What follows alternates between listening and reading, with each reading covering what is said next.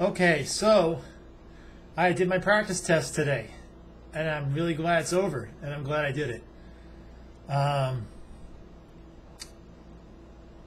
didn't do so well on the, especially the first part, the grammar, reading, kanji, all that. I never really expected to do well on the reading. I've never done well on the reading in the on the past JLPT, so that was no big surprise, and so that was that was to be expected. But previously, I did pretty well on the kanji and the grammar, and this time, not so much. It was tougher. As I've looked at JLPT grammar material in the past and studied it, my biggest thought is that I don't hear this stuff like in anime or manga or just reading short stories online. I don't. Most of this grammar, it's useless. It seems useless. I mean, some of it is useful, but it's like in the minority. And that stuff, if it is useful, I'm sure I retain it. But there's a lot that is just I don't know, and it's mostly, and I don't really feel like I need it as I speak Japanese and stuff. But clearly, for this test, they can get you.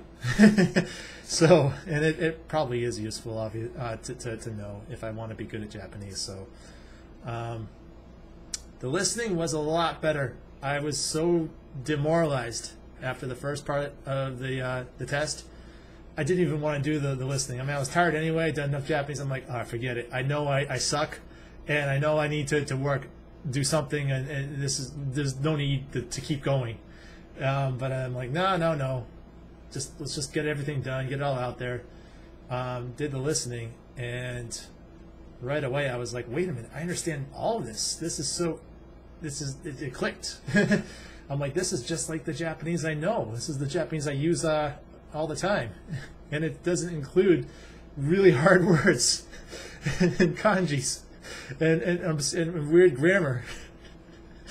It's just the way people talk, and it made sense. I didn't get 100 on the listening, although as I corrected, I'm sitting thinking, wait, why did I get this wrong? How did I get this wrong? Because I really had a lot of confidence in most of my answers, even when I did get it wrong.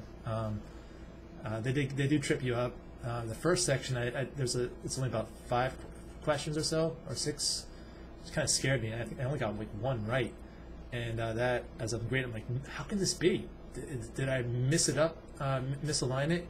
My answers and numbering and whatnot, and then I kept going, and everything else was pretty much right on the money. So there's the first section of the listening part of the test somehow was hard for me, but the rest of it came together way better.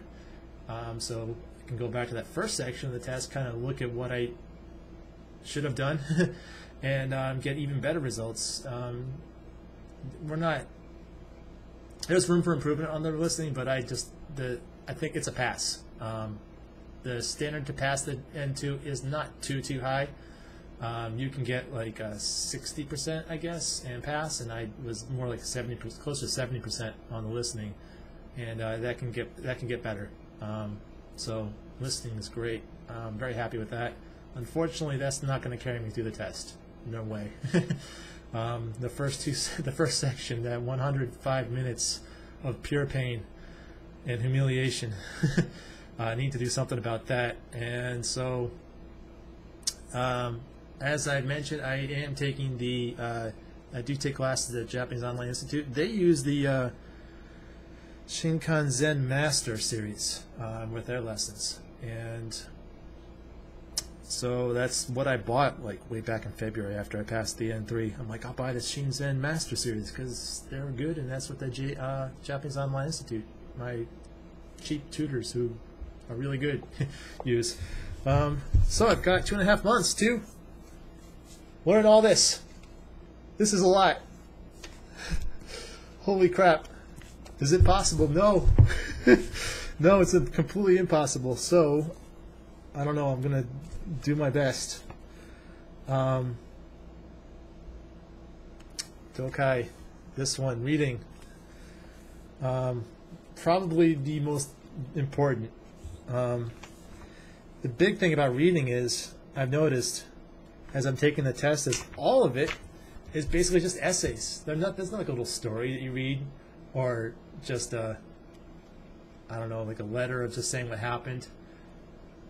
Nothing like that. It's all like a little small essay, a couple of paragraphs, maybe one paragraph even, just kind of expressing an opinion and reasons.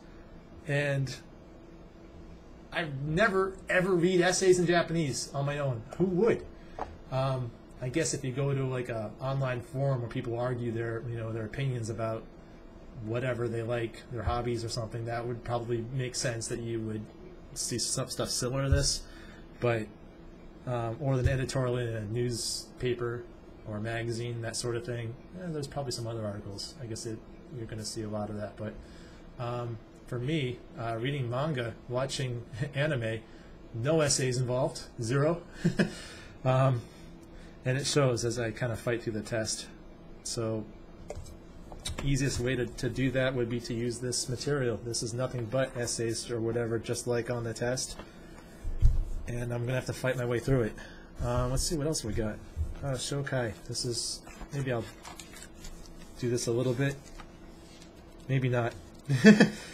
Seems like my show, is it Shokai? And you're listening, is good enough, and it's just going to get better on its own, I guess. I'll look at it a little bit, but clearly my weak point is not the listening. It's stuff like the kanji. It's not like this kanji is like, what is that kanji? It's like I've never seen it sort of thing. No.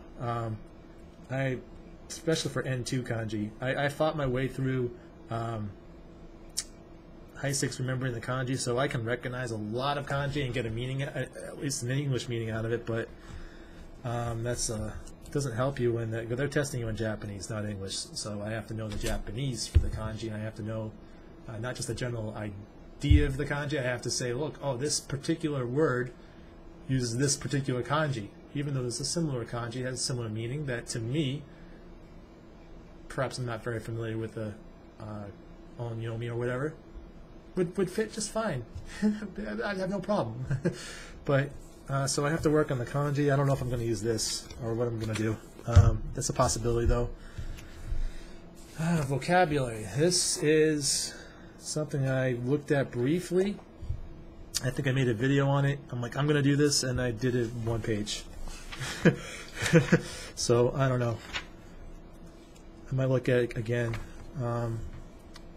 Vocabulary is basically just kanji. Vocabulary and kanji are the one and the same, really. So that's a possibility. And then the grammar. Grammar I could just get from Japanese Online Institute. They use this book. I'm probably going to work my way through this as I do the stuff with the Japanese Online Institute. Previously, I just did the online classes, and they'll have like some examples, and we'll kind of go over stuff, but you don't really fight through it on your own, like you would say for a class, like I did at my my local community college for a lot of grammar. And this book will perhaps get me to do that, and I might make some flashcards for grammar. I need to work a bit on the grammar. Yeah, so I've got grammar, understanding essays better, and kanji. So I think the easiest to improve is probably the kanji, because you either know it or you don't. There's not I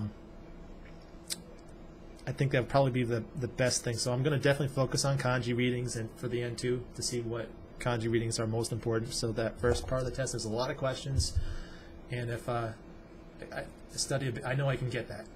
That I know I can do. It doesn't involve intelligence even, just learning, memorization. So even if I'm stupid, I can still learn it, memorize it.